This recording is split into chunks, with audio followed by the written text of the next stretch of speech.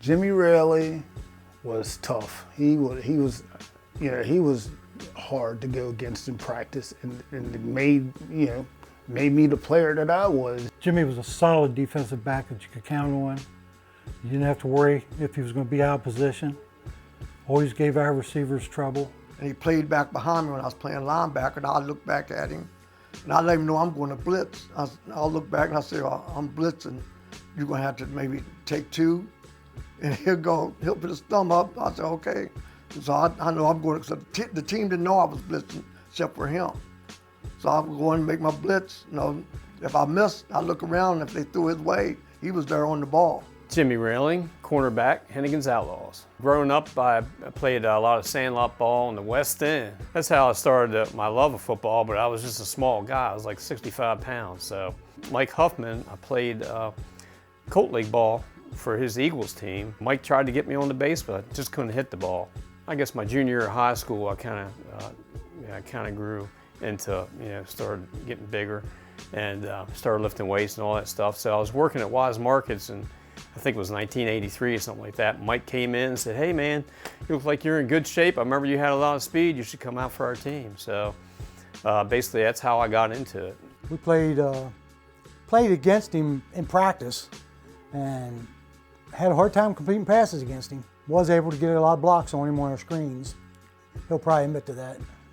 And Jimmy, like I said, just like Ritter, they would bait you. You think you'd be open, and I'm always waving, yeah, I'm open, and all of a sudden Mike threw the ball and Jimmy picked it off, or Ritter's picked it off. I can remember one time I got like two slant first downs thrown on me in a row or something, and come back to the huddle, and Eddie Moach just looked at me and said, are you ready to play some fucking football?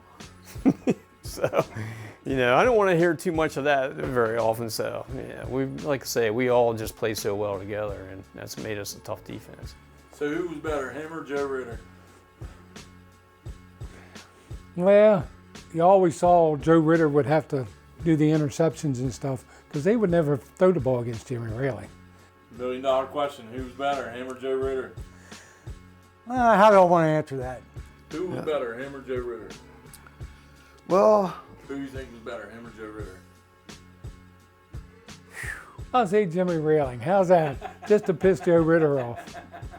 And Joe's supposed to fix my furnace tomorrow. So. He's out here as a football hero in the Hall of Fame. So where in the hell was he in high school when we needed help? We won 4 games in 4 years. You got people like Railing, comes out here, he's a superstar. He could have been out there helping us win more than a game a year. He never showed up. Obviously playing Midtown, Marauders, the toughest team to go against, and I think I actually probably stepped up and had some of my better games against them. So, my dad would always tell me, what I did wrong a lot of times, and I can remember having a real good game against them, saying, hey son, you played a hell of a game. So.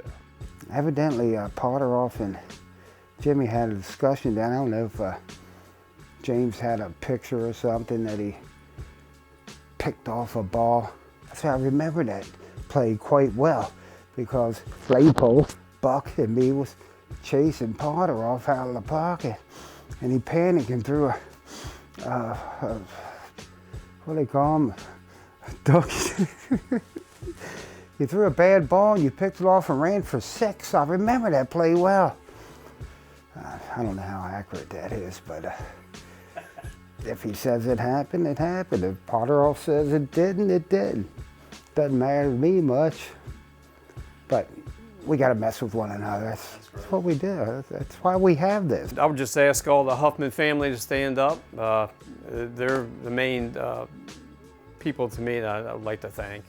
Plus all the teammates and all the inductees who are honored today.